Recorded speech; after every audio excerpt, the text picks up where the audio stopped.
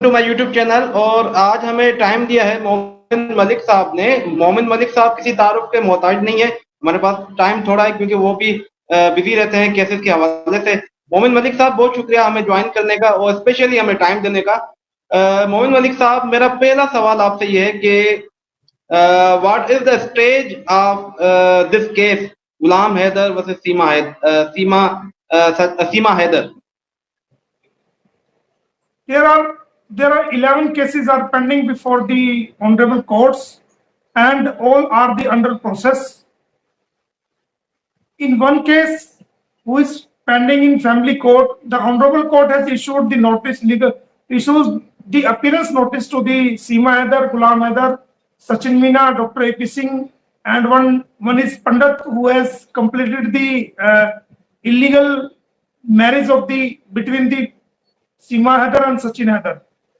And this case is fixed for 27th of May, and I hope they will all appear before this honorable court, and the next person will be start.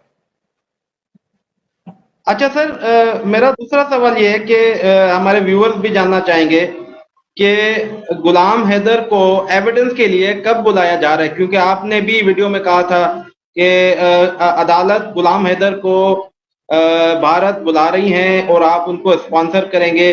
तो इसमें कोई legal trouble तो नहीं नजर आ रहे हैं? क्योंकि सामने जो एपी सिंह साहब है वो तो खुलेआम कह रहे हैं कि कोई ट्रबल होगा और गुलाम हैदर एविडेंस के लिए नहीं आ सकते। मैं यहाँ पे लीगल पॉइंट क्या है, गुलाम हैदर एविडेंस के लिए आएंगे? 10 जून 10 जून उसके लिए लगी हुई है, और 10 जून में ये केस लगा हुआ है एविडेंस के लिए। जो हमारी एविडेंस होनी है केसेस के अंदर, 3 केसेस के अंदर, वो 10 जून ऑनरेबल कोर्ट ने फिक्स की है। और अगर हमारा इंडियन हाई कमीशन, क्योंकि हमने सारी चीजें मुकम्मल कर ली हैं लीगल रूप से, और हमारा इंडियन हाई कमीशन टाइम पर गुलाम हैदर को और जिन जिन लोगों को हमने कहा है वीजा दे देता है, तो जरूर गुलाम हैदर जो है वो भारत में आएंगे और अपनी एविडेंस को पूरा करेंगे। अच्छा ठीक है सर, गुलाम हैदर भारत आएंगे और एविडेंस को क्लियर करके वो फिर जाएंगे।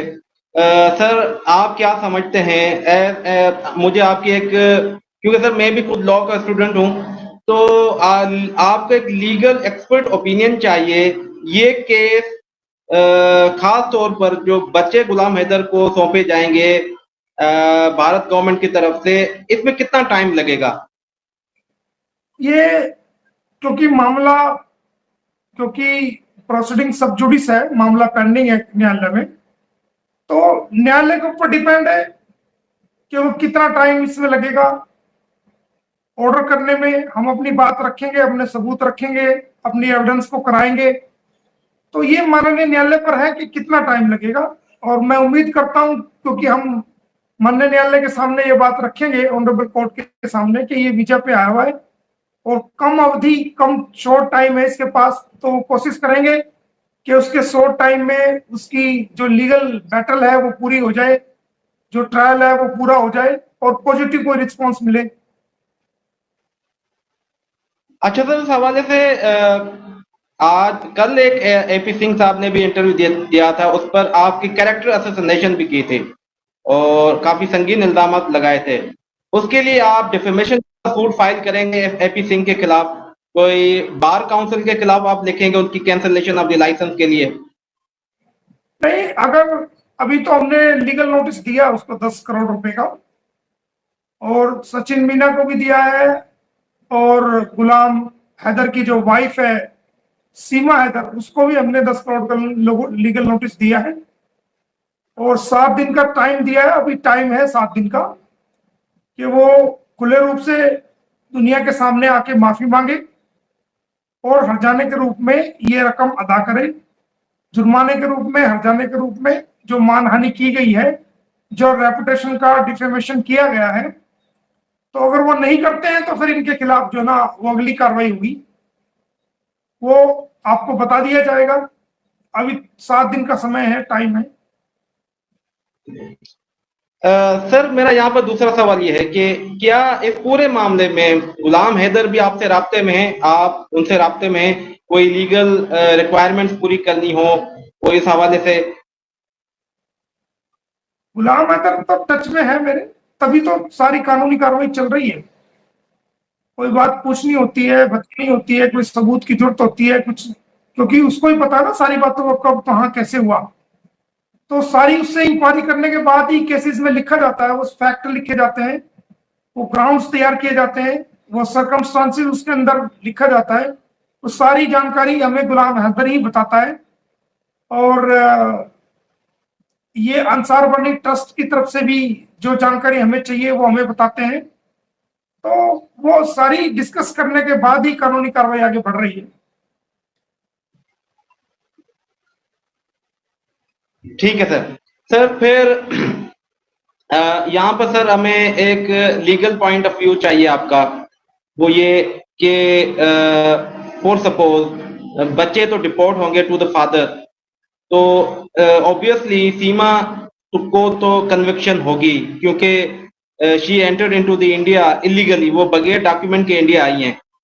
तो उस हवाले से आई थिंक आपने एक प्रोग्राम में इंडियन फॉरेनर्स एक्ट का रेफरेंस भी दिया था, जिसके सेक्शन 16 या आई थिंक कोई उसके तहत उसको 5 साल की सजा हो सकती है। Is it 14 possible sir?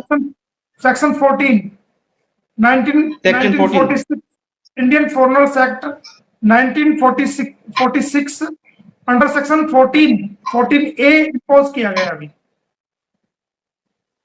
Sir is it possible कि उसको सजा मिलेगी इंडिया में? बिल्कुल 101% कराएंगे उसको सजा।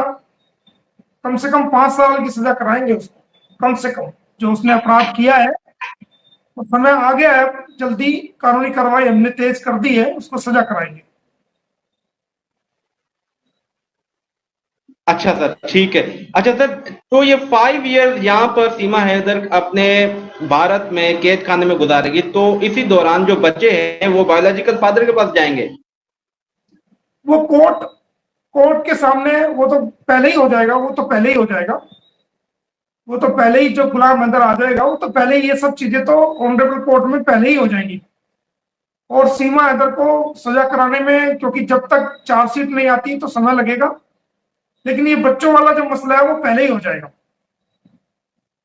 Right sir. सर इसी हवाले से गुलाम हैदर सर मेरे एरिया का है, मैं और हम जो है वो सिंध प्रोविंस से ताल्लुक रखते हैं, सिंध से। तो गुलाम हैदर भी सिंध का है और सीमा भी सिंध की है। गुलाम हैदर से जब मेरी मुलाकात हुई थी तो उनसे मैंने पूछा था कि आपका टारगेट क्या है, आपके बच्चे हैं, तो उन्होंने कहा सीमा चाहिए। तो उनके जो एफर्ट्स हैं वो हमें पाकिस्तानियों और जो मेजोरिटी ऑफ द इंडियंस जो हैं वो आप पर सर प्राउड करते हैं, क्योंकि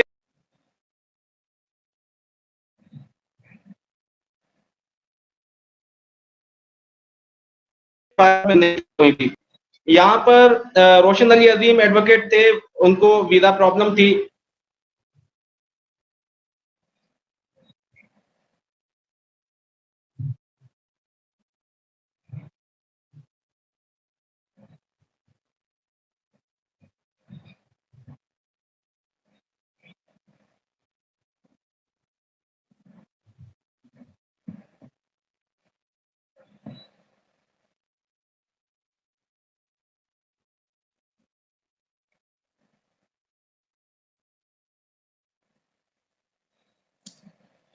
देखिए, लीगल प्रोसीडिंग अभी पेंडिंग है, चल रही है, अंडर प्रोसेस है।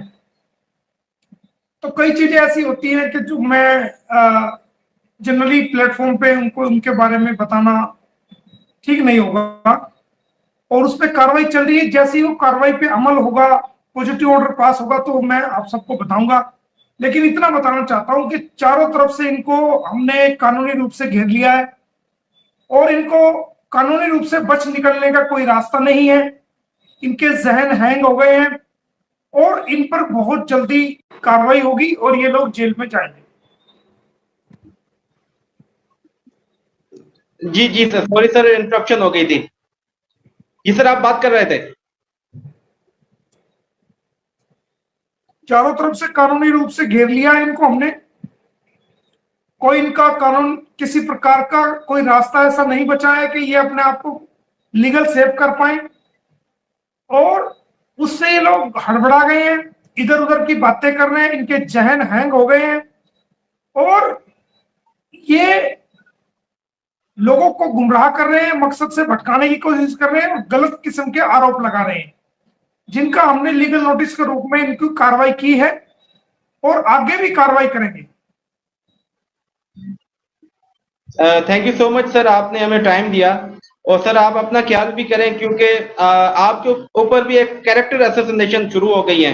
हम देख रहे हैं आए दिन प्रोग्राम में, खासतौर पर एपी सिंह कोई प्रोग्राम करता है, आप पर एक संगीन किस्म के इल्जामात लगाता है, और एज एन एडवोकेट में इसकी कोई अहमियत नहीं है। मेरे भारत के लोग जानते हैं इसके बारे में, मेरे भारत के लोग मेरे बारे में भी जानते हैं। हमारे देश की माएँ, बहन, बेटियां, नौजवान, बुजुर्ग, सब लोग मेरे बारे में जानते हैं और इसके बारे में जानते हैं। ये कुछ भी कह देगा तो इसको कोई सब हल्के में ले रहे हैं, इसका कोई महत्व नहीं है, कोई औचित्य नहीं है, कोई इंपॉर्टेंस नहीं दे रहा इसको। तो हमने कानूनी कार्रवाई की है तो इसको सजा मिलेगी इस बात की। इसको हम कानूनी रूप से बख्शेंगे नहीं, इसको कानूनी रूप से सजा दिलाएंगे इंशाल्लाह सर, इंशाल्लाह। सर बहुत शुक्रिया, आपने हमें टाइम दिया, और सर नेक्स्ट टाइम हम आपको रहमत देंगे। बहुत शुक्रिया सर, थैंक यू।